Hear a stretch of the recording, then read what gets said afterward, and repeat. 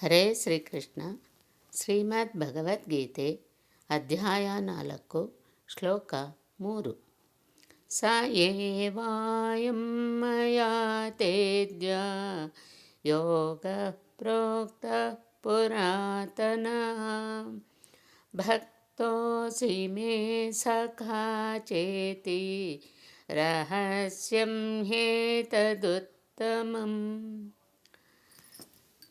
ಈ ಶ್ಲೋಕದ ಭಾವಾರ್ಥ: ಮನುಷ್ಯರಲ್ಲಿ 2 ವರ್ಗ, ಭಕ್ತರು ಮತ್ತು ರಾಕ್ಷಸರು.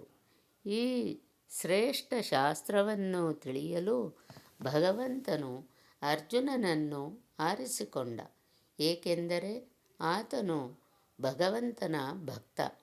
ರಾಕ್ಷಸನಾದವನು ಈ ಶ್ರೇಷ್ಠವಾದ ರಹಸ್ಯವಾದ ಶಾಸ್ತ್ರವನ್ನು ಗ್ರಹಿಸಲಾರ.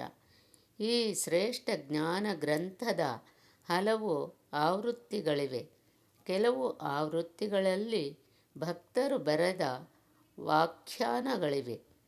ಕೆಲವು ಆವೃತ್ತಿಗಳಲ್ಲಿ ರಾಕ್ಷಸರು ಬರೆದ ವ್ಯಾಖ್ಯಾನಗಳಿವೆ.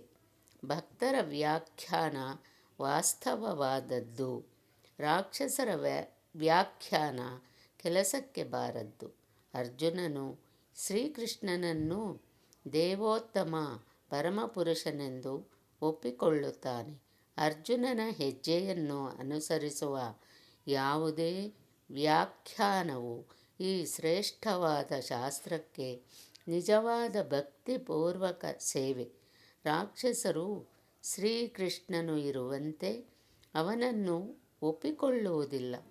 ಅದರ ಬದಲು ಅವರು ಕೃಷ್ಣನ ವಿಷಯ ಏನೋ ಕಲ್ಪಿಸಿಕೊಂಡು ಸಾಮಾನ್ಯ ಓದುಗರನ್ನು ಕೃಷ್ಣನ ಉಪದೇಶದಿಂದ ದಾರಿ ತಪ್ಪಿಸುತ್ತಾರೆ. ಇಂತಹ ತಪ್ಪುದಾರಿಗಳ ವಿಷಯದಲ್ಲಿ ಇಲ್ಲಿ ಎಚ್ಚರಿಕೆ ಇದೆ. ನಾವು ಅರ್ಜುನನಿಂದ ಬಂದ ಗುರುಶಿಷ್ಯ ಪರಂಪರೆಯನ್ನು ಅನುಸರಿಸಲು ಪ್ರಯತ್ನಿಸಬೇಕು.